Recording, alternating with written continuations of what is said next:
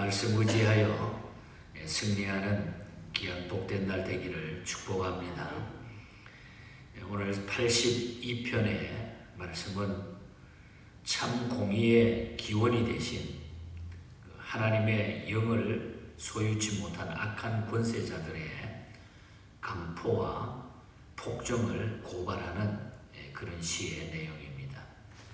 불의한 통치자들과 불공정한 재판관들에게 하나님의 심판을 경고하는 일종의 교훈시가 오늘 본 시편입니다. 시는 우주의 최고 재판장이신 하나님의 법정에서 인간의 역사를 쭉 바라보고 있는 그런 내용들이죠. 세상의 모든 지도자들 역시 하나님의 법정에서 재판받는 입장에 서게 된다는 것을 경고하고 있는 것입니다.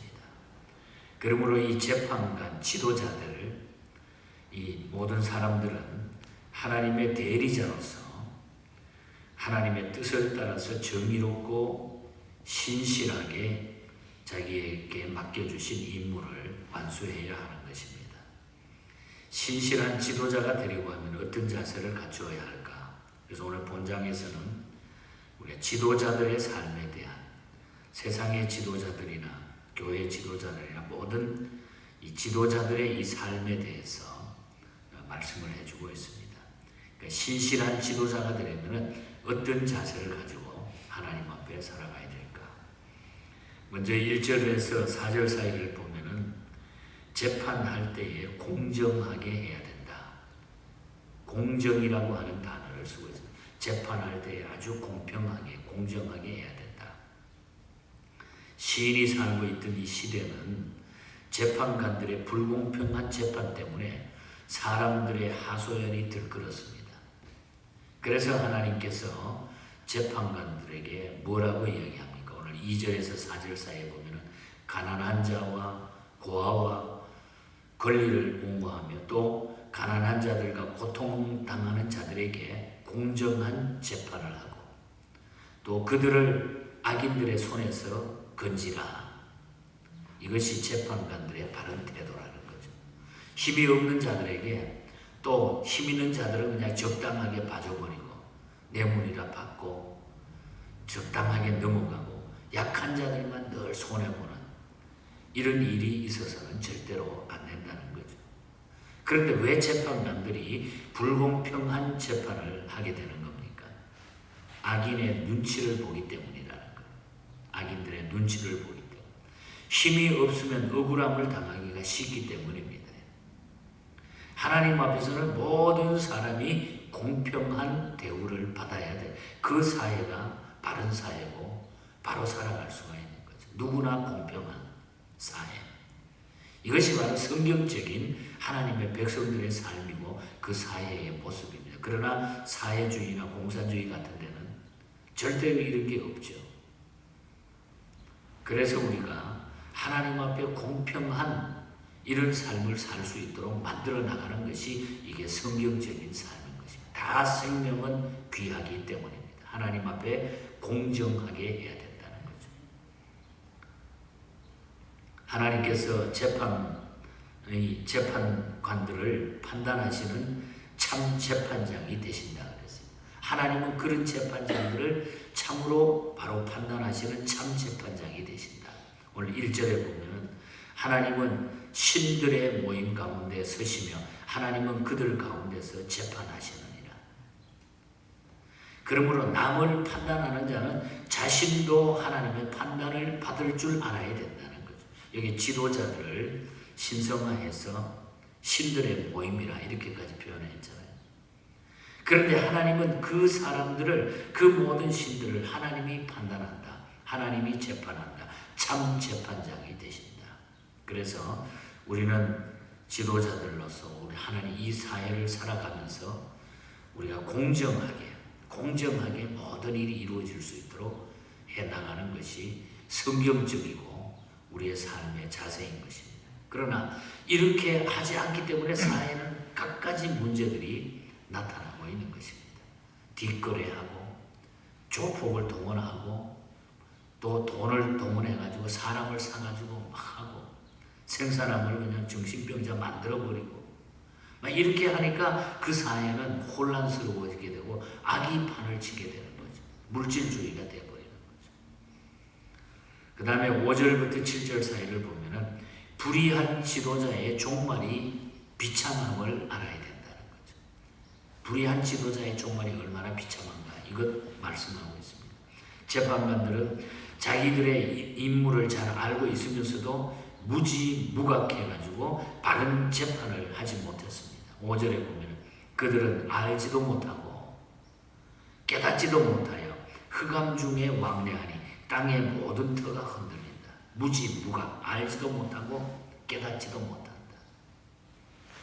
저들은 지각이 없으므로 공의로 판단하지 못하고 재물의 이득에 붙잡혀가지고 영적 어두움에 다니게 된다는 거죠. 그래서 온 땅의 모든 터가 흔들린다는 그것 때문에 무지무각이라고 하는 것은 하나님을 알지 못하는 그런 상태를 말하죠. 하나님을 알지 못하니까 자기들이 하나님의 대리자처럼 행동을 해버린다는 거예요. 자기가 올라가면 다 뭐가 다 되는 줄 알고. 그 결과 땅의 모든 터가 기초가 다 흔들리게 된다. 이거 엄청난 일입니다. 이 말은 땅 위에 사는 인간의 기초와 도덕 규범이 붕괴되어 온갖 불의가 난무하게 된다는 그 뜻이요. 터가 흔들린다고 하는 것. 역사를 통하여 볼 때에 한 나라의 멸망은 종교의 타락에서부터 비롯이 됩니다. 우리나라 역사만 봐도 교회가 타락하고 지도자들이 타락했을 때 전쟁이 일어났고 이 종교인들의 부패는 곧 사회 전반에 거친 부패를 가져오고 사회의 부패는 나라의 멸망을 초래하게 된다는 거예요. 교회 지도자들의 부패, 사회 지도자들의 부패 이것이 사회와 모든 것을 혼란스럽게 만들었다. 이것이 인간의 역사입니다. 불의를 행하는 재판관들에게 하나님께서는 어떤 형벌을 내리십니까? 6절과 7절에 좀 나타나죠. 재판관들은 하나님으로부터 권세를 받아서 공의를 행하는 신성시됨이라고 불리움을 받고 있다는 거죠. 악을 행하는 자들을 징벌하는 권한이 있기 때문에 지존자의 아들, 이 하나님의 대리자라고도 불리움을 받았습니다. 그러나 그들 자신이 불의를 행하자 급기야 하나님께서는 진노를 내려가지고 그들을 비천하게 해버렸다. 7절에 보면 그러나 너희는 사람처럼 죽으며 고관에 하나같이 넘어지리로다. 불의를 행하는 재판관들에게 고관에 하나같이 넘어지리라. 너희가 그렇게 지도자로 세워서 잘하도록 만들어놨는데 그걸 못 감당했으니까 넘어지게 만들 것이라. 내가 너를 낮춰버리고 넘어지게 만들. 사회에 재판하는 자들이나 교회의 지도자들이 하나님께서 주신 권세로 공의를 행하지 않고 악용할 때 결국에는 하나님이 손을 대신다. 하나님이 손을 대신다. 그래서 우리가 주변에 보면은 하나님이 가만 계시는 것 같지만 결국은 마지막에 보면 하나님이 다 정리해 주시는 것. 우리가 이걸 보게 되지 않습니까? 그래서 불의한 지도자의 종말은 결국 하나님이 손을 대신다. 하나님이 그 민족을 사랑하고 교회를 사랑하고 하나님의 백성을 사랑하기 때문에 하나님이 끝까지 이렇게 기회를 줬다가 돌아서지 않으면 결국 하나님이 손을 본다는 거죠. 하나님이 손대면 그건 끝인 것입니다. 그래서 우리는 맡은 직분이 얼마나 귀중하고 중요한가를 우리 스스로가 알아야 되는 것입니다. 그리고 8절에 보면 오늘 마지막 절에 보면은 공의로운 지도자가 되기 하나님의 공의를 위해서 우리가 기도해야 돼. 공의로운 지도자를 위해서 하나님의 공의를 위해서 우리가 기도하는 일이 참으로 중요하다. 기도하는 일이 중요하다. 시는 마지막으로 하나님께 기도합니다. 그가 기도하는 내용이 8절에 나오죠. 하나님이여 일어나사 세상을 심판하소서. 모든 나라가 주의 소유이기 때문입니다. 하나님이여 일어나사 세상을 심판하시고 다스려 주시옵소서. 그러면 모든 열방이 주의 기업이 되겠습니다. 모든 열방이 주의 기업이 되겠습니다. 여기에 세상을 판단한다는 말은 세상을 심판하고 다스린다는 그런 뜻이 아닙니까? 시인이 왜 이런 기도를 드릴까요? 왜 이런 기도를 드렸을까요? 이 지상의 공의로운 심판이 행해지지 않기 때문에, 이 세상이 너무나 복잡하고 공의롭게 진행되지 않기 때문에. 그래서 우리가 보세요. 모든 세상의 일들은 공의롭게 진행이 안 돼. 그래서 우리가 기도하지 않으면 이것을 이길 수가 없다. 그래서 하나님 앞에 기도하는, 이 공의를 위해서 베드로전서 2장에도 계시록에도 보면 이 공의를 위해서, 공의로운 심판자가 하나님이시기 때문에 공의가 행해지기 위하여 기도하라는 거죠. 그래서 우리 성도들의 기도가 많이 필요하다는 것입니다.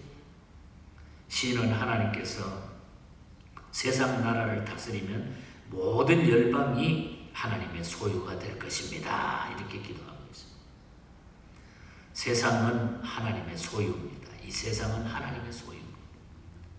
육신의 눈으로 볼 때 세상 사람들의 소유처럼 보여도 하나님의 것이라, 다 하나님의 것이라, 다 하나님의 것. 생활 속에 의롭지 못하고 또 나쁘게 사용되는 모든 것들이 없어져야 되는 것입니다. 그래서 우리는 하나님 앞에 신실한, 진실한 이런 성도의 삶을 우리가 살아야 된다는 것입니다. 하나님이여 일어나사 세상을 심판하소서. 모든 나라가 주의 소유이기 때문입니다.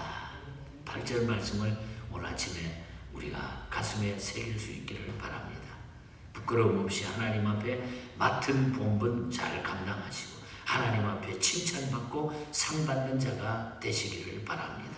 하나님 앞에 신실하게. 오늘 아침에도 우리가 찬송을 함께 나누지 않았습니까? 368장에 보면 내 직분 감당하고 저 천국 올라가 내 주를 길이길이 잘 섬기리로다. 나 어디 가든지 무엇 하든지 주 예수 위하여 진실하리라. 주 예수 위하여 진실하리라. 주 앞에 모든 일 잘 행케 하시고 이후에 주를 배울 때 상 받게 하소서. 찰스 웨슬리 목사님이 쓴 찬송시입니다. 부끄러움 없이 하나님 앞에 맡은 신실한 이 직분을 감당함으로 하나님 앞에 섰을 때에 잘했다 칭찬받다. 하나님의 공의로운 하나님 앞에 우리가 바로 설 수 있는 신실한 이런 성도로 이 마지막 때에 서서 살아갈 수 있기를 바랍니다. 그리고 하나님은 하나님의 백성들을 그렇게 보호하실 것입니다. 그래서 우리는 기도가 필요한 것입니다. 공의로운 하나님의 이 모든 지도하에 살아가기 위하여 우리가 늘 하나님 앞에 기도가 필요합니다. 그래서 기도하면 그 민족을 지키시고, 기도하면 교회도 지키시고, 기도하면 가정도 늘 하나님이 인도해 주신다. 이것이 지금까지 우리가 또 경험했고 신앙생활을 하면서 우리가 늘 깨닫고 느꼈던 문제가 아니겠습니까? 이런 마음으로 우리가 끝까지 신앙 지키고 신실하게 살아가시기를 주님 이름으로 간절히 축복합니다. 하나님 아버지 감사합니다. 신실한 하나님의 사람으로 끝까지 하나님 앞에 살아가게 하여 주시옵소서. 나라의 지도자가, 교회의 지도자가 바로 서지 못할 때에 엄청난 화근이 있다는 것을 저희들에게 보여주셨고, 또 그 뜻대로 하나님의 뜻대로 행하지 아니할 때 하나님이 결국은 손을 대신다고 말씀하셨습니다. 그래서 기도가 필요하다고 했습니다. 하나님의 공의를 위하여 시인이 간절하게 하나님의 엎드려, 그 사회가 너무나 타락하고 너무나 안타까워서 하나님 앞에 안타까운 마음으로 기도하고 있는 이 모습을 오늘 우리에게 이 시대에 말씀을 주셨습니다. 오늘 이 시대를 바라보며 저희들도 올바른 길을 걷기 위하여 신실한 성도가 되기 위하여 늘 기도하며 하나님 앞에 엎드리는 저희들이 되게 하여 주시옵소서. 오늘 하루도 이 믿음으로 우리 모든 성도들이 곳곳에서 승리하게 하시고 편안하게 하시고 복되게 하여 주시옵소서. 병마로 또한 고생 중에 있는 우리 서정구 장로님, 이철희 장로님 특별한 은혜로 붙잡아 주시고 강하고 담대하게 주셔서 끝까지 우리 하나님의 귀한 종으로 세워주셔서 우리 하나님의 영광을 돌려드리게 하여 주시고 모든 가족들이, 주변의 가족들이 더 있기 해에 하나님 앞에 기도하며 예수 잘 믿을 수 있도록 축복하여 주시옵소서. 거룩하신 예수님 이름으로 기도하옵나이다. 아멘. 하늘에 계신 우리 아버지